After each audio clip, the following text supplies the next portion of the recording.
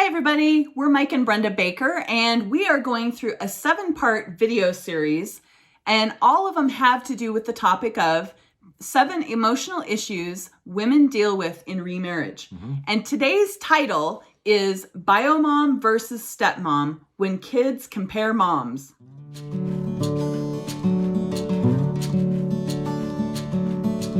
So, this is a big topic. Really big. When kids compare moms, now granted, we're talking about the 7 emotional issues with women, but it really does affect both men and women.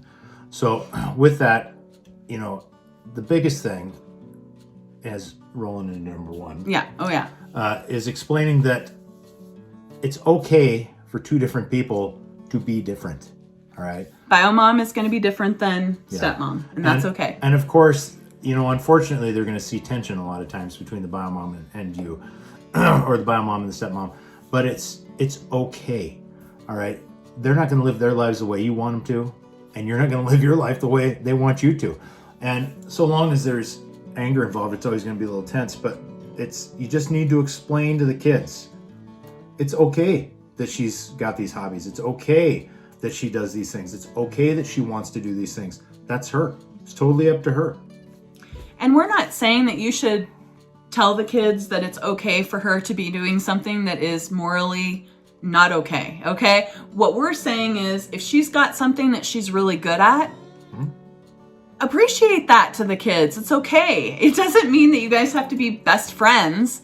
It just means that it's going to help your relationship with your stepkids to know that, oh, yeah, I've noticed that about your mom. I like that. If she has beautiful eyes, maybe you want to, say that to your kids, your stepkids sometimes. It's good for them to hear that you do see positive things because, like Mike was saying, when there's tension in between people, kids feel it more than we adults do because we adults have so many things that are going on around us and that we have in our minds that we don't really have those, we don't always see those or feel those things like kids do. Would you...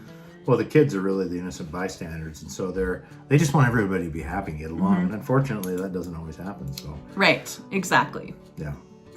So point number 2 is shut down comparison directly. Go ahead, you take that one away. Okay, so it's said that comparison is an addiction to failure, and if you stop and think about that, that's absolutely true, because you've got 3 different sets of comparisons going on. You've got you comparing yourself to the biomom, you've got biomom comparing herself to the stepmom, and you've got the kids comparing both moms to each other, and then comparing where they are. Why does she not like me? Comparing what her kids do to what they're doing, or what these kids do to these. And so there's all these comparisons, and it only leads to failure. Absolutely leads to failure every time. All right, and this goes for life in general, but in this instance, it's super destructive. So you've got to shut comparison down immediately. Well, and really, it's going to kill the family. Yeah. The more comparisons that come about, especially as the kids get to be teenagers and adults, we all have things that we don't like about ourselves. And so if you learn to temper those now, and you teach your kids and your stepkids to do the same, it's going to help your cause when they're older. Yeah, just remember, comparison will kill family identity. And family identity is absolutely vital. Sorry, I've been sick, so good. You go ahead. Okay, so leading on into number 3, it's the cold season. What do you do? Okay, expect kind comments in your house. Okay, now what does that mean? A lot of it comes down to if you don't have something nice to say, don't say it at all. And expect that out of your kids. So if you're holding your tongue on biomom or the other way around, that's great. But if your kids start picking at the other kids, if there are 2 sets of kids in the household, you put the kibosh on that right now. All right? If you can't say something nice, I don't want to hear it. All right? Don't be afraid to be bold, and don't be afraid to be forward. Doesn't matter whose kids it are, that shouldn't be all right. On either side. Right. And one of the tools that we used quite often, actually, with 2 of our boys, because we have 5 boys, was that we had them hold hands if they couldn't be nice to each other. They didn't like that because they're boys.